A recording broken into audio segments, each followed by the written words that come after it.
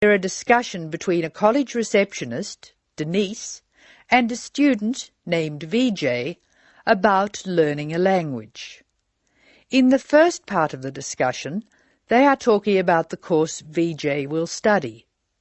First, you have some time to look at questions 1 to 7.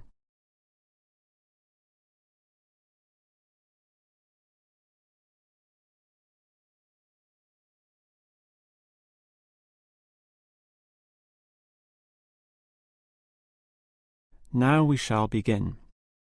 You should answer the questions as you listen, because you will not hear the recording a second time.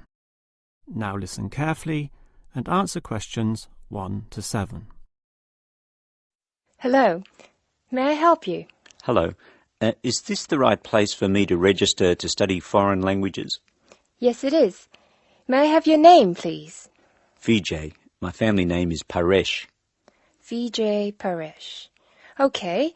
Do you have a telephone number? Yeah. 909-2467. Thank you. Now, which language would you like to learn? We offer French, Italian, Cantonese, Mandarin, Spanish, Portuguese. I'd like to learn Spanish, please. Okay. Our classes are conducted in lots of different places. We have classrooms in the city and here in this building. What's this building called?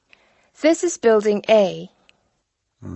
I work near here, so it'd be best to study in Building A. What time do you want to come to lessons? They go on for 3 hours and they start at 10 a.m., 4 p.m., and 6 p.m. I wish I could come to the daytime lessons, but I can't. So 6 p.m, please.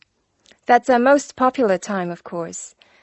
Have you ever studied Spanish before? No, I haven't. We describe our classes by level and number. Your class is called Elementary 1. Okay. When will classes start? Elementary 1 begins, just a minute. It begins on August 10. Great. Now what else do I have to do? Before you hear the rest of the conversation, you have some time to look at questions 8 to 10.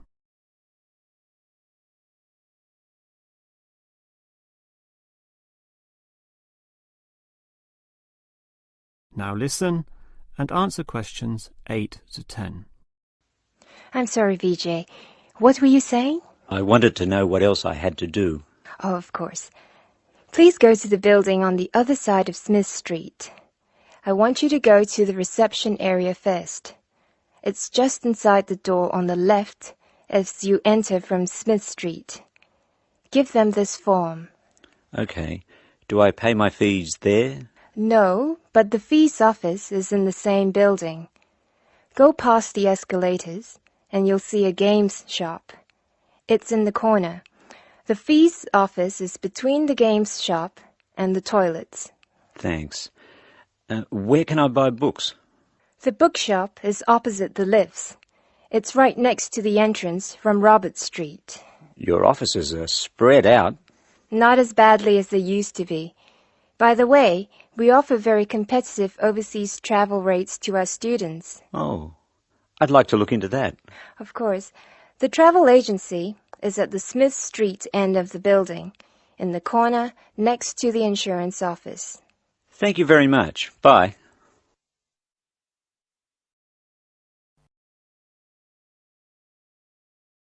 That is the end of part 1.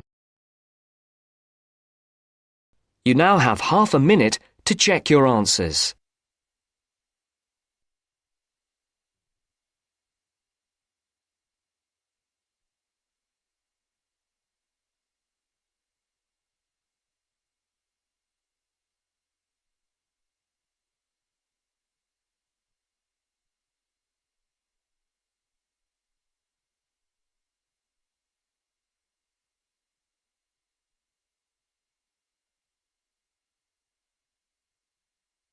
Now First, you turns to have some part 2. time to look at questions Part 2. 11 to 16.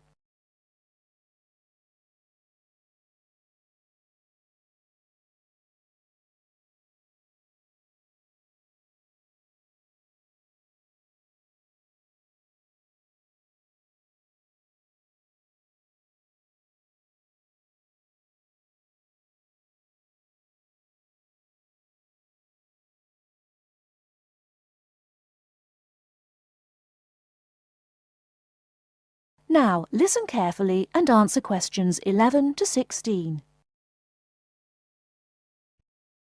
Good afternoon. Hello. How can I help you? I'd like to make a transfer, please. You want to transfer some money? That's fine. Let me just bring up some details. Right, here we are. Can you tell me your name, please? It's Alice Deltour. OK, and your date of birth? 20th of February 1982. Right, and for security, can I have the first letter of your password? It's B. And the fifth letter? That's F. Fine. Now, where do you want to make the transfer to and from? I'd like to send money from my current account abroad. Which country are you sending it to? To China. My boyfriend is on holiday there, and he's run out of money. Oh dear. China, OK. Now, there are several ways to do this. We can do it by credit card, by electronic transfer, by cheque or by banker's draft. I'm not sure. What's the best way? Well, that all depends. The simplest way is by cheque, really. I just write the cheque and send it. Yes, but it can be very slow and take a long time for the money to clear, between 3 to 4 weeks. How soon do you need the money to get there? I'd like it to get there in the next couple of weeks. So really, sending a cheque is going to be too slow? Yes, I think so. Let's look at electronic transfer then. This usually takes between 2 and 5 working days. That's 2 to 5 days. Working or business days. If you send it on Friday, it will get there the following Friday at the latest. I see. That's much better. Yes, but we do charge a fee for this. We charge a flat fee of £21, and on top of that, the receiving bank may charge a fee, and an agent may also charge you for transferring the money between banks. So, how much is it altogether? We can't give you an exact amount. You need to check it with the receiving bank and any agents that they use. I see. Also, you can send it in sterling or dollars from here, but there will be an additional fee depending on the exchange rate when you convert it into renminbi. So there will be another charge too? I'm afraid so. Does it make any difference if I send it in dollars or sterling? It could make a difference according to which currency has the best exchange rate. The other difference is this. If you send dollars, the amount goes through the US clearing system. We send the money to our branch in London. They then send it to our branch in New York, and the New York branch sends it to the bank in China. It goes all around the world then.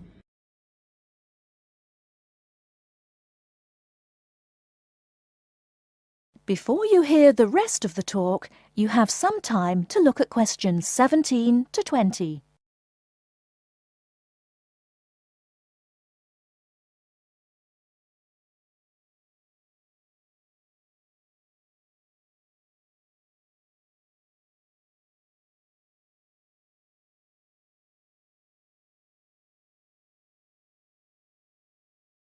Now listen and answer questions 17 to 20. What about if I send sterling? In that case, we send it to our branch in London. From there it may go directly to China, unless the bank in China has an agent in London, in which case we transfer it to the London agent, and they send the money on to China. So how do I proceed with the transfer? OK, first we'll need some details about the beneficiary from you. The who? The beneficiary, the person receiving the money. OK, what do you need to know? We'll need the full name of the beneficiary and their account number. OK. You need to tell us the name of the bank in China and the address of the branch. We also need the bank's sort code and the SWIFT number. What's a SWIFT number? Basically, it's an interbank code. It helps banks identify each other through a unique code number. OK, and that's spelt? SWIFT, SWIFT. And the final thing we need is the reason for sending the money. You need a reason from me? I just told you my boyfriend's run out of money. Well, we don't need a reason. The receiving government needs to know why the money is entering the country, and we have to be able to tell them. OK, so from me you need the bank's name, the address of the branch, the sort code, and SWIFT number, the beneficiary's name and account number, and a reason for sending the payment. Yes, that's correct. OK, so I'll check these out and come back to you with them so we can go ahead with the transfer.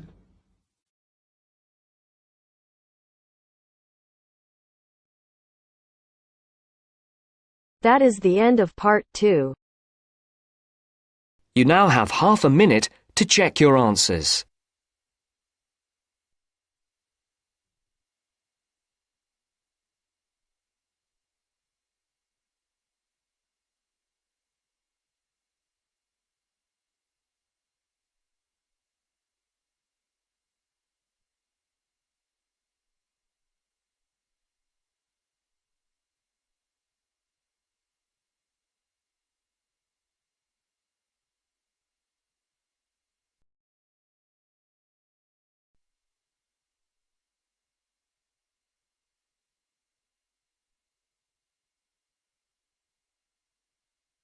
Now turns to part 3. Part 3. Now turns to part 3. Part 3. You will hear some students talking about an arts assignment. First, you have some time to look at questions 21 to 25.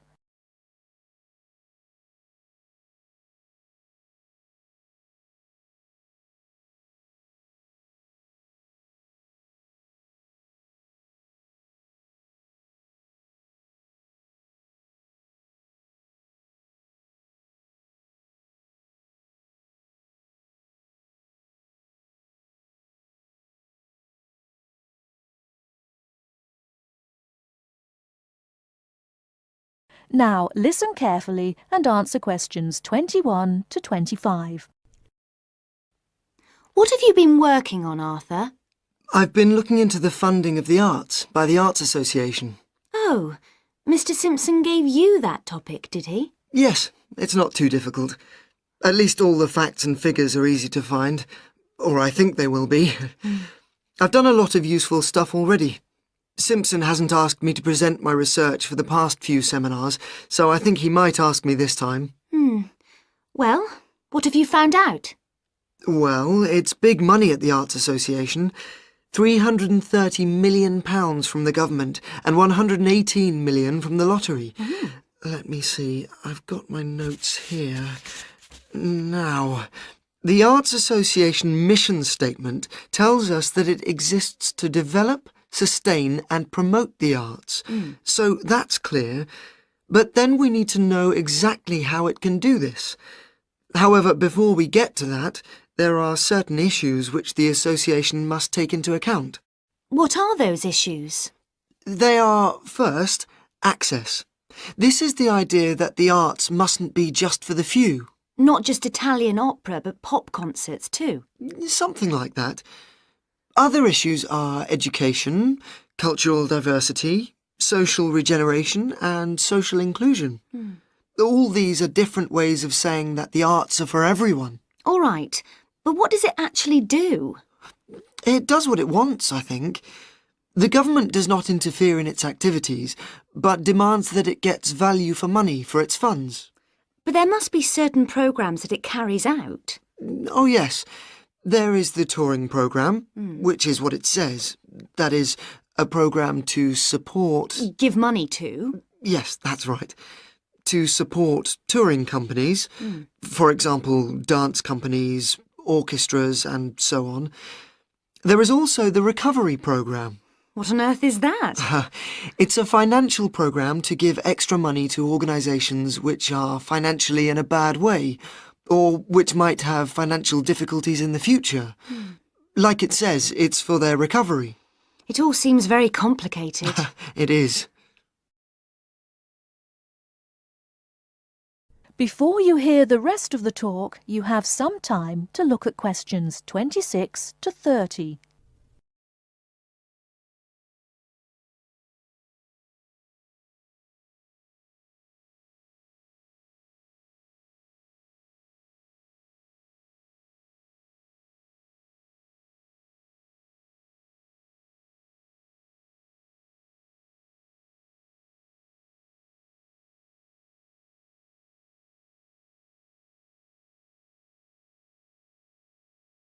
Now listen and answer questions 26 to 30. Did you get any information on the reading for the other half of our work? Yes, I did. You mean the Art and Society module? Yes. Yes. I met Simpson himself as we were waiting for a train at Norchester Station, so I managed to ask him. Any luck? Yes, I've got the notes I took here.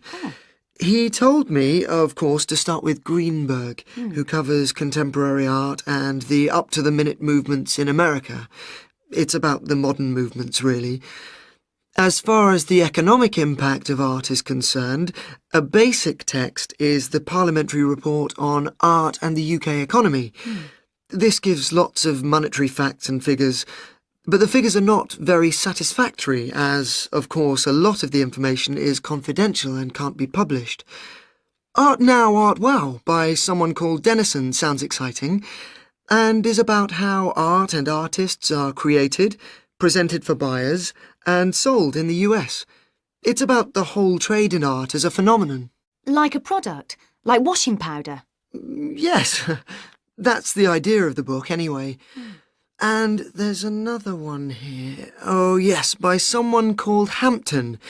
It's a book called American Art, which Simpson says is full of discussion on the relationship of art to the other aspects of culture, such as film, television, books and so on. Popular culture, I suppose. Not just popular. Culture of all sorts, I imagine. Finally, for the spiritual and more abstract aspects of art, he recommends Art and the Mind of Modern Man by Frick. It's sort of about how art relates to how we think. He did have lots of other recommendations, but luckily his train arrived before he could move on to them. These seem enough to me. Yes, they're a good place to start. We will be busy. That is the end of part 3. You now have half a minute to check your answers.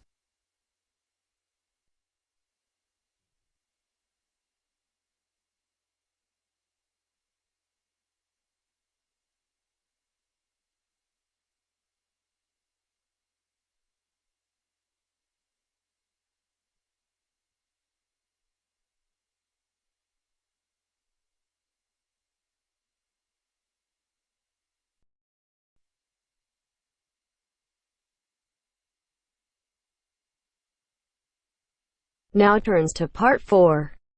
Part 4. First, you have some time to look at questions 31 to 40.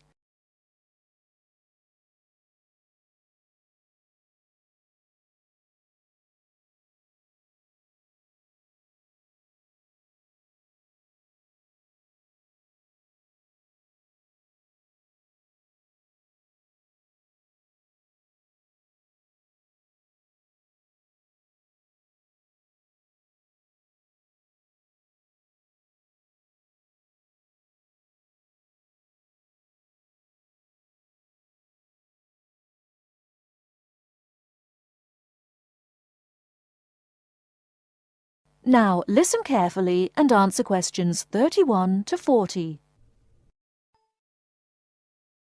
Good afternoon, everybody. My name is Sally Miller, and I'm here to offer you some advice on legal matters whilst you are studying at this university.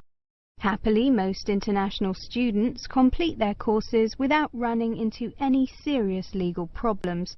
But if you do find yourself involved in a legal dispute of any kind, ask for help. There are two options. First, contact the students' union or welfare officer. Even if they cannot help you directly, they should be able to advise you where to go for help. The second possibility is to contact the Citizens Advice Bureau in your area. You can find them in the local telephone directory. They will be able to recommend a solicitor if you need one, and tell you if there is a local law centre providing free legal advice. They will also be able to tell you whether you can claim legal aid to help pay for any court and legal fees. Let me give you some basic information about the police. The police have the power to stop and search anyone who appears to be behaving in a suspicious manner. If you are arrested for any reason, even if you know it to be a wrong reason, remember a few very important things. 1. Don't be aggressive. 2. Do not try to bribe the police officer. 3. If you're arrested by plainclothes police officers, ask to see some form of identification. 4. Give your true name and address if the officer asks you to. Lying to the police is a criminal offence. 5. Do not sign any statement until you have received advice from a solicitor. There is always a solicitor on duty at every police station. 6. You will be entitled to make one telephone call. If you use this call to telephone a friend, urge your friend to contact someone from your university or from the Students' Union and get advice about what you should do next. If you find yourself in trouble with the police, it is very important to get professional advice. Contact any of the following: your university welfare officer, the Students' Union at your university, your local Citizens Advice Bureau, a local law centre. If you are found guilty of an offence, it could seriously damage your position as an international student, so be sure to ask for help as early in the process as possible. Remember, obey the local laws. The laws here may not be quite the same as in your own country. Here are a few examples of actions that are illegal here. It is against the law to possess offensive weapons. For example, knives, guns, chemical sprays used for personal defense. Even women are not allowed to carry sprays or other deterrents to protect themselves against possible assault, except for rape alarms. Possess or supply hard or soft drugs. Disturb the peace. This is called disorderly conduct. This means that you can be arrested for being too noisy or rowdy. A few words about drinking. In this country, it is perfectly acceptable for adults to drink alcohol in moderate amounts. For many people, drinking is an established part of their social life. Going out for a drink is how they relax or spend time with friends. If you go to a party or visit people at home in the evening, your host will probably offer you a drink. Often a lot of university social life can revolve around drinking, especially for undergraduates. Do not be surprised if people arrange to meet in a bar, or if events are held in a pub. But you are not obliged to drink alcohol if you do not want to, even if you are in a pub or at a party where everyone else is drinking. You can always ask for a non-alcoholic drink instead. And if you feel uncomfortable going to places that serve alcohol, explain this to your friends. There are lots of other places where you can meet. If you do choose to drink, remember that you should never drive a motor vehicle after drinking alcohol. It is dangerous, and the police can impose serious penalties on you. Also, remember that being drunk in public is not acceptable either, and the police can arrest you for it. Drugs and alcohol can cause serious problems. Let me repeat that in this country it is illegal to use drugs, except under medical supervision. But if you do use illegal drugs and you develop a problem, there are organisations you can contact. Contact your students' union or your student counsellor. Anyone over 18 years old can legally buy and consume alcoholic drinks in this country. But if you think you might be drinking too much, get help and advice from your student counsellor or your doctor. Again, there are special organisations that can help you with drug and alcohol problems. Contact them.